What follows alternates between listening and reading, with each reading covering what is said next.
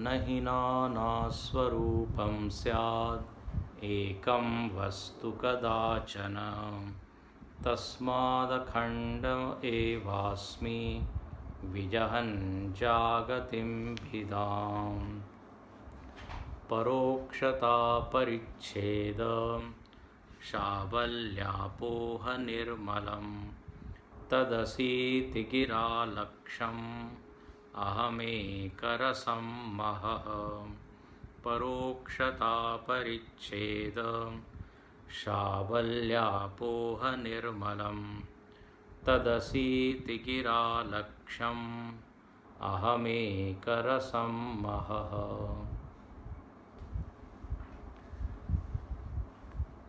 आत्मा का स्वरूप सच्चिदानंद है, यह हम लोगों ने विस्तार से देखा कि तीनों में भेद नहीं है, तीनों एक ही है। अब एक यहाँ पर विषय यह है कि यदि एक ही है आत्मा, तो ये सच्चित आनंद ऐसा तीन नाम क्यों दिए गए? एक आत्मा है, बस इतना कहने से भी काफ़ी था। लेकिन जब भी आत्मा का वर्णन होता है, मैं का वर्णन होता है, सच्चित आनंद, ये तीन शब्द बोले जाते हैं। तो ये तीन शब्द बोलने का प्रयोजन क्या है? तो इसका उत्तर ऐसा दिया गया कि हम लोगों के पास तीन उपाधियां हैं और एक एक उपाधि में एक एक आयाम का अनुभव प्रधान रूप से दिखता है। इसलिए किसी ने कहा कि सच्चित आनंद, ऐसे तीन नाम दिए गए। अब जैसे हम बताएं, जो स्थूल शरीर है, अन्नमय कोश है, इसका अस्तित्व एकदम स्पष्ट अनुभव में आता है। तो इसमें सत की प्रधानता दिखती है। मतलब एक चींटी है या कोई भी प्राणी है, उसको भी अपना अस्तित्व है, ये तो मालूम पड़ता ही है। तो शरीर में सत एकदम साफ दिखता है, शरीर है, इसलिए सत कहा गया। आत्मा का जो ये आयाम है, सत आयाम, ये एकदम क्लियर है, स्पष्ट है इन ग्रॉस बॉडी, स्थूल शरीर में। स्थूल शरीर में चेतना की प्रधानता नहीं है, बल्कि उसमें है ही नहीं, उसमें चेतना प्रतिबिंबित ही नहीं होती। अच्छा, सूक्ष्म शरीर को आप देखें तो इसमें चैतन्य प्रतिबिंबित होता है। तो यहाँ पर यह कहना एकदम बड़ा आसान होता है कि मैं चेतन हूँ। जब हम सूक्ष्म शरीर से अपने आप को जोड़ते हैं तो वहाँ पर ज्ञान, भान, प्रकाशन, ये एकदम स्पष्ट दिखता है। तो वहाँ चित्त, चैतन्य है, ये कहने में कोई दिक्कत होती नहीं। वही अस्तित्व का जो दूसरा आयाम है, चेतना, वो सूक्ष्म शरीर की उपाधि में स्पष्ट है। तीसरा हम सब लोगों ने पढ़ा है, तीसरा जो शरीर है, कारण शरीर है। और कारण शरीर का पूरी तरह अनुभव हमको सुषुप्ति में होता है। वैसे तो जागृत में भी होता है, लेकिन सुषुप्ति में एक्सक्लूसिवली बिल्कुल कारण शरीर ही रहता है। वहाँ स्थूल शरीर, सूक्ष्म शरीर का भान नहीं होता। और कारण शरीर में हम देखते हैं, सुषुप्ति में, नींद में आनंद की प्रधानता होती है। वहाँ मैं हूँ ये हमको मालूम नहीं, मैं जानता हूँ ये भी मालूम नहीं, लेकिन वो सुखद अवस्था है, सुखद अवस्था थी, ऐसा सबका अनुभव है। तो कारण शरीर में आनंद का अनुभव स्पष्टम। तो इसलिए किन्हीं किन्हीं लोगों ने ऐसा मत दिया कि एक ही आत्मा है, उसके तीन आयाम हैं। अब आयाम कहने से फिर से इसको विभाजित मत कीजिए, केवल कहने के लिए शब्दों की मर्यादा है। तो एक में अस्थि की प्रधानता दिखती है, एक में भांति की, एक में आनंद की। दृग दृश्य विवेक में इसी को अस्थि भांति प्रियम भी कहा। तो इसलिए यह तीन स्वरूप आत्मा के बोल दिए। स्वरूप तो एक ही है, लेकिन उसके ये जो तीन अनुभव हम लोगों को होते हैं, उसको देखते हुए ये सच्चिदानंद कहा है। अब यहाँ आगे कहते हैं कि जो महावाक्य है, 4 महावाक्य है, प्रज्ञानम ब्रह्म, अयम आत्मा ब्रह्म, तत्वमसि और अहम ब्रह्मास्मि। तत्वमसि ये महावाक्य उपदेश वाक्य कहलाया जाता है। अहम ब्रह्मास्मि अनुभव वाक्य है। प्रज्ञानम ब्रह्म परिभाषा वाक्य है, जिसमें परिभाषा दी है कि ब्रह्म क्या है, तो बोले प्रज्ञान। और अयम आत्मा ब्रह्म ये अनुसंधान वाक्य है, ऐसा कहते हैं। तो इसमें चारों महावाक्य में एक ही विषय है, और वो ये कि मैं ब्रह्म हूँ, जीव ही ब्रह्म है। अब इस श्लोक में बहुत अच्छी बात कही, कल हम लोगों ने थोड़ा सा देखा था कि जीव और ब्रह्म की एकता तभी सिद्ध होती है जब आप उपाधियों को हटाते हैं। उपाधि युक्त दोनों को आप लेकर एकत्व करना चाहें तो हो नहीं सकता। निरुपाधिक चैतन्य में एकता है, सोपाधिक चैतन्य में भेद है। जीव और ईश्वर, कभी कभी ईश्वर को ब्रह्म भी कहा जाता है, इसलिए जीव ब्रह्मैक्य बोध ऐसा कहते हैं। अब ये महावाक्य का प्रयोजन क्या है? जीव ही ब्रह्म है, ये कहने से क्या होगा? तो यहाँ पर लक्ष्मीधर कवि ने बहुत सुंदर बात कही, कहा कि जीव और ब्रह्म को एक ऐसा कहने पर होता ये है, जीव ही ब्रह्म है। जब हम ये वाक्य सुनते हैं, अच्छा पहले तो ये हम देखें, ब्रह्म हम परोक्ष मानते हैं, ब्रह्म मतलब कहीं दूर है, और जीव मतलब मैं हूँ। ये दो हम बिल्कुल अलग अलग मानते हैं। लेकिन जब दोनों को एक कर दिया तो क्या होता है? कहा जीव ही ब्रह्म है। तो जो ब्रह्म के बारे में जो परोक्ष बुद्धि थी ना, वो परोक्ष बुद्धि खंडित हो गई। बोले अच्छा मैं ही ब्रह्म हूं, हाँ, तो एकदम अपरोक्ष हो जाता है। जैसे ही आपने जीव को ब्रह्म कहा, परोक्षता खंडित हो गई। और दूसरा यदि ऐसा हम बोले ब्रह्म ही जीव है, ब्रह्म ही जीव है, जैसे ये वाक्य आपने सुना, तो इससे क्या होगा? तो बोले जो जीव को हमने परिच्छिन्न मान रखा था, सीमित मान रखा था, वो सीमा खंडित हो जाती है। क्योंकि क्या कहा गया है? ब्रह्म ही जीव है। तो ब्रह्म तो कैसा है? व्यापक है। तो इससे मालूम क्या पड़ेगा कि जीव को जो आपने देश काल वस्तु परिच्छिन्न माना था, बोले वो गलत था। तो ये एकत्व कहने से दो चीज हो गई।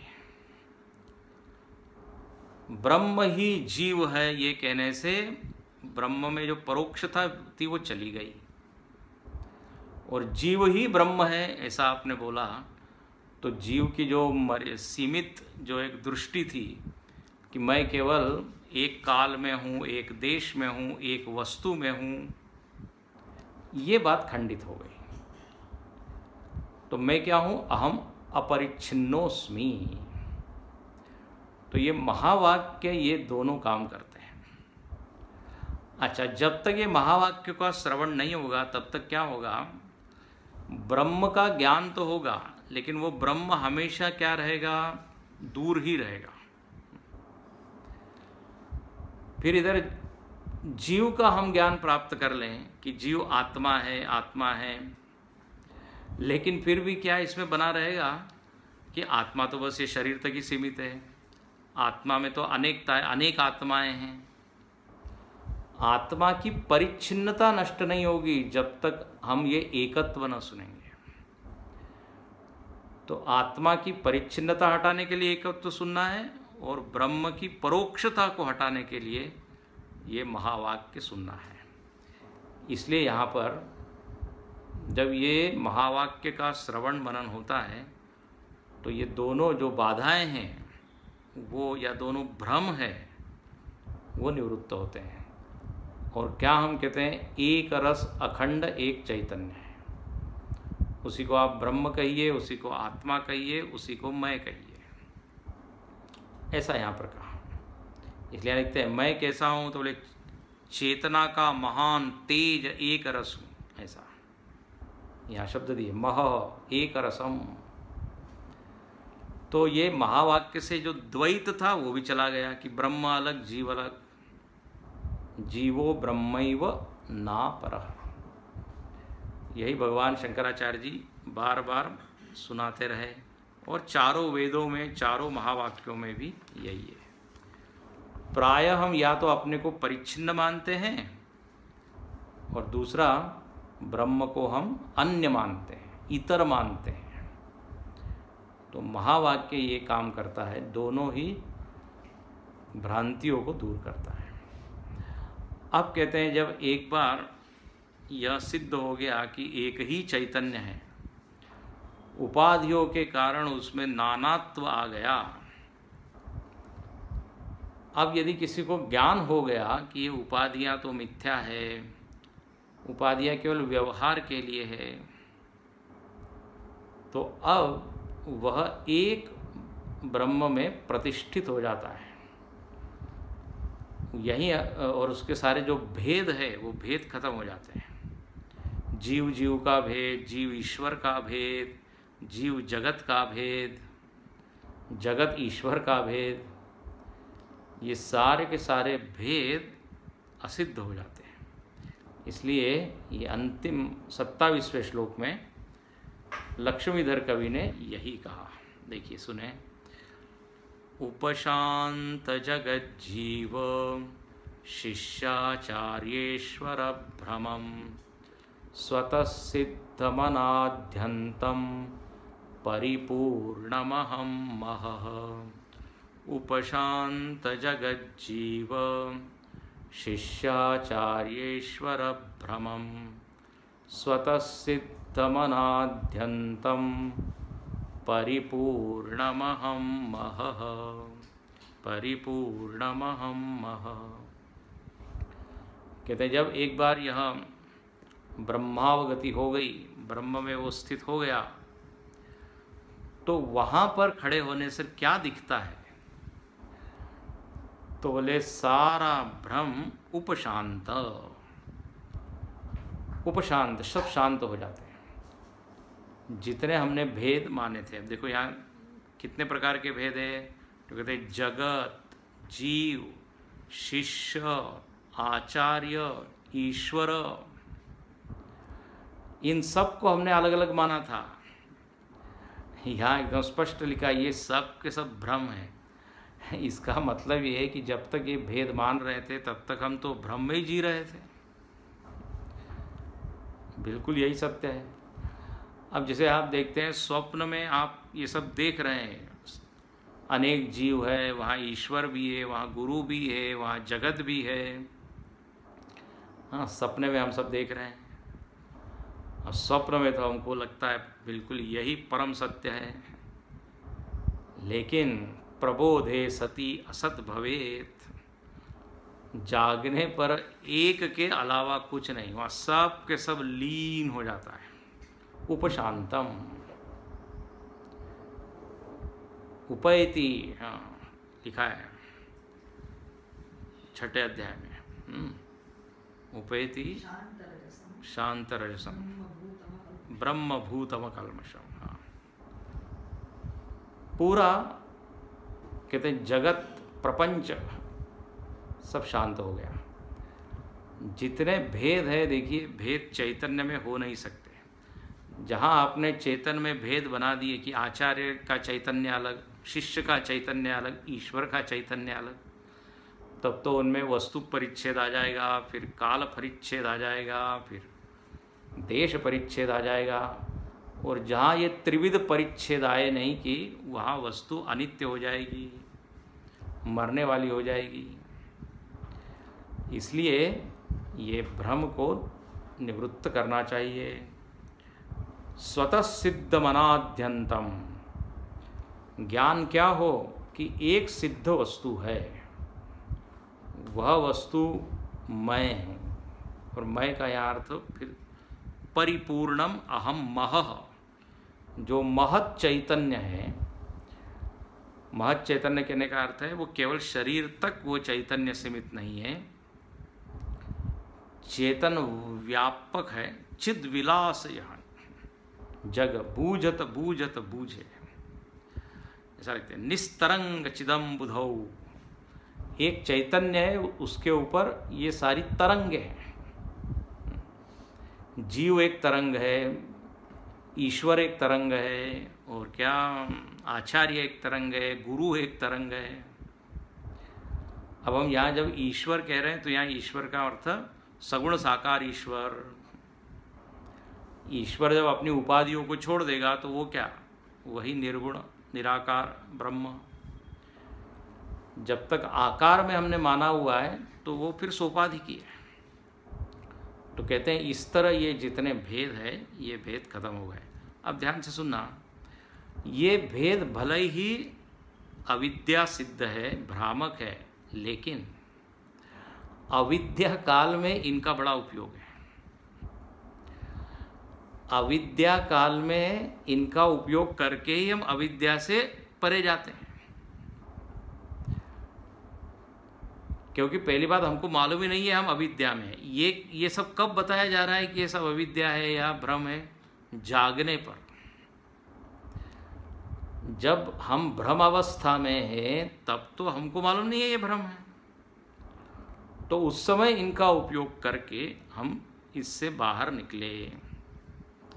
इसके लिए उदाहरण दिया जाता है, जैसे सपने में हम जंगल को देख रहे हैं और जंगल में अनेक पशु है, प्राणी है, और वो प्राणी से हमको डर लग रहा है। अब हुआ ये कि हमने एक वहाँ पर शेर देखा सपने में, और जैसे ही सपने में वो जो शेर है उसने हमको देखा, जोर से दहाड़ मारी, गर्जना की। अब जैसे ही शेर ने गर्जना की मैं जाग गया। देखिए कितना अच्छा उदाहरण है। अब इस उदाहरण में क्या हुआ कि स्वप्न का जो शेर था मिथ्या था, भ्रम था, उसकी गर्जना भी कैसी थी? भ्रम थी। लेकिन वो भ्रामक गर्जना ने हमको जगा दिया कि नहीं? स्वप्न सिंहवत ऐसा कहा है। अच्छा, अब जागने पे हम कहेंगे अरे वो तो क्या था, भ्रम था, झूठा था। लेकिन वो झूठे शेर ने ही हमको जगाया। इसलिए ये वेदांत गर्जना है। इति वेदांत डिंडिमः ऐसा कहा। ये शास्त्र गरज गरज के बोलते हैं। ये शास्त्र खुद ही बोल देते हैं कि अब हमको छोड़ दो। लेकिन कब छोड़ो? ज्ञान होने के बाद। नारद भक्ति सूत्र में लिखा वेदान अपि संन्यस्यति। जो भक्त भगवान से एक रूप हो गया फिर उसको वेदांत या वेद आज्ञा दे नहीं सकते। वेद का जो कार्य था वो वेद ने पूरा कर दिया। अब वो ग्रंथ आप दूसरे को दे सकते हैं। लेकिन लोग बड़े मजेदार है, पहले ही दे देते हैं। हमारे यहाँ बहुत भीड़ हुई, ले जाइए। तो ग्रंथ का उपयोग करके ग्रंथि का क्या करे? नाश करे। फिर वो तो भ्रम है। नहीं तो कोई इस श्लोक को पढ़ेगा, एकदम पहले ही इस श्लोक को पढ़ेगा कि यहाँ तो लिखा है सब क्या भ्रम है। शिष्य गुरु ये संबंध, भक्त भगवान संबंध, ये सब भ्रम है। तो भ्रम है तो फिर हम भक्ति क्यों करें? भ्रम है तो हम साधना क्यों करें? ये हमने केवल पढ़ लिया है, लेकिन अभी वो सिद्ध हुआ नहीं है। इन सारे शास्त्रों का सहारा लेके, गुरु का सहारा लेके फिर हम छोड़े उसको, या वो छूट जाते हैं, छोड़ने के बजाय छूट जाते हैं। जैसे एक बार ट्रेन में हम बैठे और स्टेशन पर पहुंच गए तो क्या फिर ट्रेन की ओर देखने की ज़रूरत नहीं है, गंतव्य पर पहुंच गए। अब कोई व्यक्ति कहेगा ट्रेन से उतरना ही है तो फिर चढ़े ही क्यों? आप कह रहे हैं उतर जाते हैं ट्रेन से, या उतर जाना चाहिए, या उतर जाता है, तो फिर चढ़े ही क्यों? यदि वो चढ़ेगा नहीं तो फिर जहाँ अपने घर में ही बैठे रहेगा। तो ये जितने साधन है, जितने ये भेद है, संबंध है, ये सब उपयोगी है। इसलिए मांडुक्य कारिका में लिखा उपदेशात अयम वाद। ये उपदेश देने के लिए ये संबंध की जरूरत है। एक आचार्य चाहिए, एक शिष्य चाहिए। जब तक ज्ञान नहीं हो ये संबंध की बड़ी महत्ता है। अच्छा, जो ईमानदार गुरु है, आचार्य, वो खुद ही कह देता है कि ये संबंध तो केवल तुमको ज्ञान कराने के लिए था। यह संबंध भी क्या है? अंततः मिथ्या है। तो इस तरह यहाँ पे यह श्लोक ये दिखा रहा है कि जब तक परिपूर्ण हम नहीं हो जाए तब तक ये भक्ति या श्रवण मनन ये सब करना चाहिए, लेकिन जब एक बार जाग गए फिर उसकी आवश्यकता नहीं है। स्वतः सिद्धम अनादिअंतम, फिर उसको क्या साक्षात्कार होगा? बोले मैं तो सिद्ध हूँ, मैं कैसा हूँ? अनंत हूँ, अनादि हूँ, आदि अंतरहित, मैं मुक्त हूँ। हम लोग जो पूज्य गुरुदेव के नाम पढ़ते हैं 108, उसमें अंत में क्या होता है? नित्य शुद्ध बुद्ध मुक्तो। हाँ, गुरुदेव के नाम के नित्य शुद्ध बुद्ध मुक्त। तो ये अनुभूति है। वेदांत देखिए, सावधानी से सुनना, वेदांत ये नहीं कहता है कि अज्ञान काल में आप बंधन में थे और ज्ञान होने पर बंधन से मुक्त हो गए, ऐसा नहीं। अज्ञान काल में भी मुक्त ही थे, इसलिए नित्य मुक्त शब्द आया है। अज्ञान या अविद्या काल में भी मुक्त ही थे, बंधन का केवल भ्रम था। तो ये प्रमाणों ने क्या किया? शास्त्र प्रमाण ने हमको मुक्त नहीं किया, बल्कि बंधन के भ्रम की निवृत्ति की। इसलिए वेदांत शास्त्र निवर्तक है, निवृत्त करता है, कुछ देता नहीं है, क्योंकि जिस चीज को पाना है वो पहले से ही है। ये बड़ा अद्भुत है। खोई हुई सी लग रही है वो वस्तु कहीं ढूंढे कहीं, कही विधि आयो हाथ, जब भेदी लीना साथ कर वस्तु दियो बताए। वस्तु ढूंढ रहे हम कहीं, वो है वस्तु अपने पास ही। वो तो जो भेदी है, भेदी मतलब इस रहस्य को जानता है सद्गुरु, उसको जब साथ में लेंगे तो वो बताएगा कि महाराज आप पहले से ही हो, आपके पास है वो, बल्कि आप ही हो। लेकिन एक बहुत मोटी परत आ गई है अज्ञान की, उसको हटाइए। इसी को शास्त्र में आपने सुना होगा, प्राप्त से प्राप्ति। दो तरह की प्राप्ति है, अप्राप्त की प्राप्ति और प्राप्त की प्राप्ति। तो यहाँ तो प्राप्त की ही प्राप्ति है। अप्राप्ति में जो जो बाधाएं थी वो आचार्य ने, शास्त्र ने, साधना ने हटा दी है। 3 प्रकार की बाधाएं बताई है, मल, विक्षेप और आवरण। ये तीनों के कारण हम पूर्ण होते हुए भी अपूर्ण, अनंत होते हुए भी अंतवान, ऐसा हमको लगता है। लेकिन जब इस सिद्ध पुरुष का ये सब खत्म हो गया, नष्ट हो गया, तो बड़े आनंद से वो कहता है परिपूर्णो हम, बड़े कॉन्फिडेंस से कहता है, विश्वास से, केवल शब्द बोलने के लिए नहीं। नहीं अब हम सुन के आए तो हम भी बोल दें, ठीक है बोलिए, लेकिन वो बोलना सफल कब होगा? जब वो दिल से निकले, अनुभूति। तो इस तरह यहाँ पर ये सिद्ध पुरुष की जो अनुभूति है वो यहाँ दिखा दी है। यहाँ पर ये ग्रंथ पूरा होता है।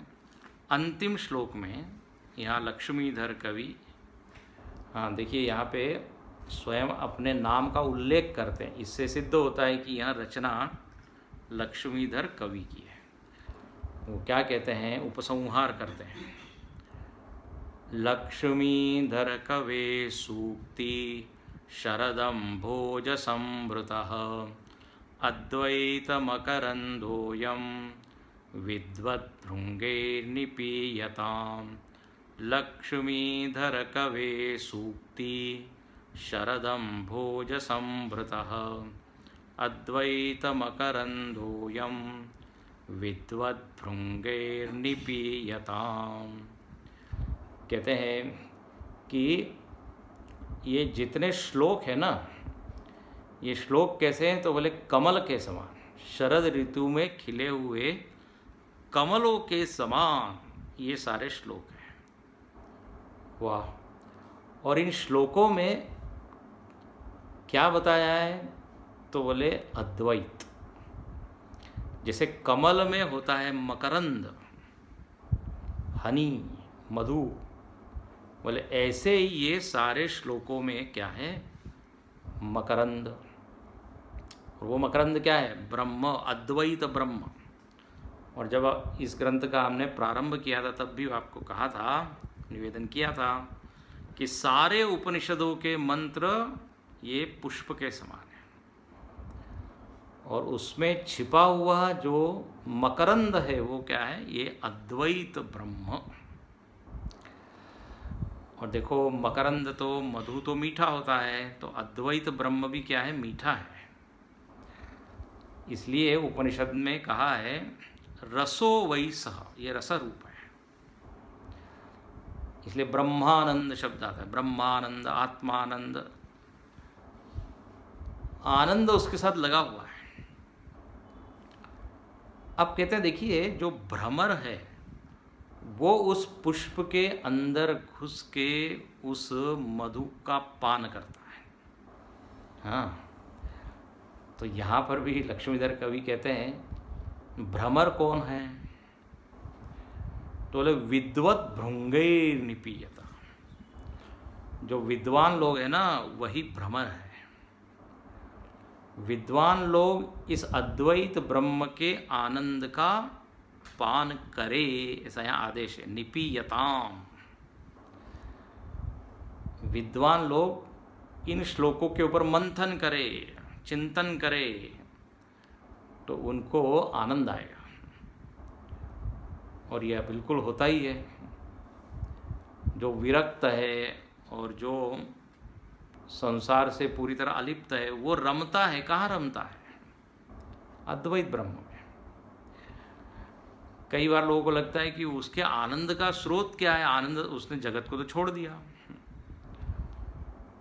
अविद्वान लोगों को मालूम नहीं है कि जगत से कहीं ज़्यादा गहरा आनंद इस अद्वैत ब्रह्म में। ध्यान से सुनना, यदि अद्वैत ब्रह्म में आनंद नहीं होता तो सब लोग छोड़ के वापस अपने घर चले जाते हैं। जो साधु संत बोले कुछ नहीं है, ये कल्पना है, ये शास्त्रों ने थोड़ा ज़्यादा ही बढ़ा चढ़ा के लिख दिया है। लेकिन ऐसा तो आज तक कोई हुआ नहीं। एक बार जो उसमें रम गया तो फिर वो न पुनरावर्तते, फिर वो आता नहीं। गीता में चलेगा यद गत्वा न निवर्तन्ते तद्धाम परमम्। तो विद्वत भृंगै निपीयते। देखो यहाँ संकेत क्या किया है? जब तक हमारी बुद्धि सूक्ष्म नहीं होगी, शुद्ध नहीं होगी, भले ही आप कितना भी आनंद आनंद बोलते रहे, उसको बिल्कुल भी उसमें आनंद आएगा नहीं। होता है कि नहीं? जिन लोगों को वेदांत में बड़ा आनंद आता है, वो लोगों को बुलाते हैं कि आइए सुनिए, कितना अच्छा है, कितना अच्छा है। लेकिन वो व्यक्ति आता है, श्रवण करते करते शयन कर लेता है।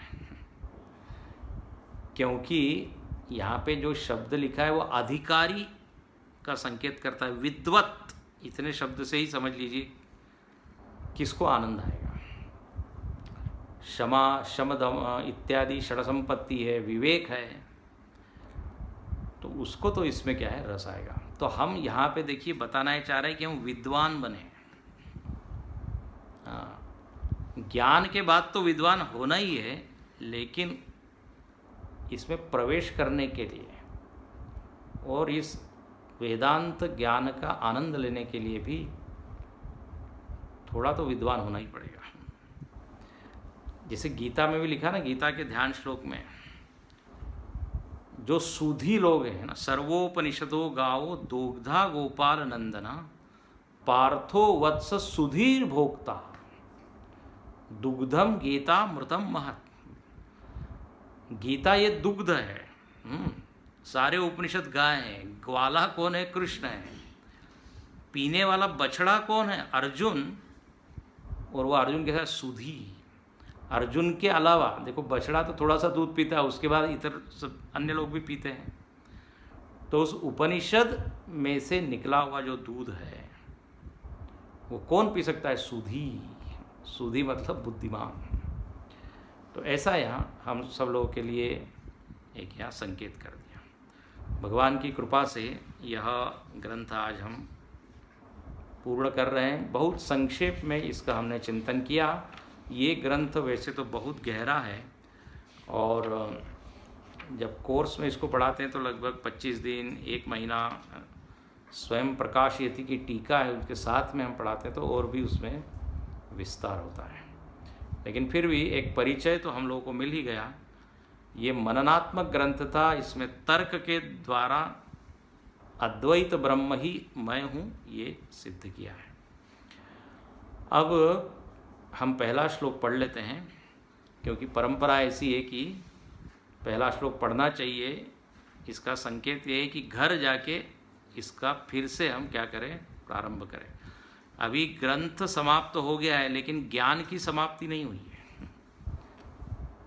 ग्रंथ समाप्त हो गया, श्लोक पढ़ लिए, शब्दार्थ देख लिया, लेकिन ज्ञान जब तक, देखो समाप्त शब्द का अर्थ होता है आपति, प्राप्ति।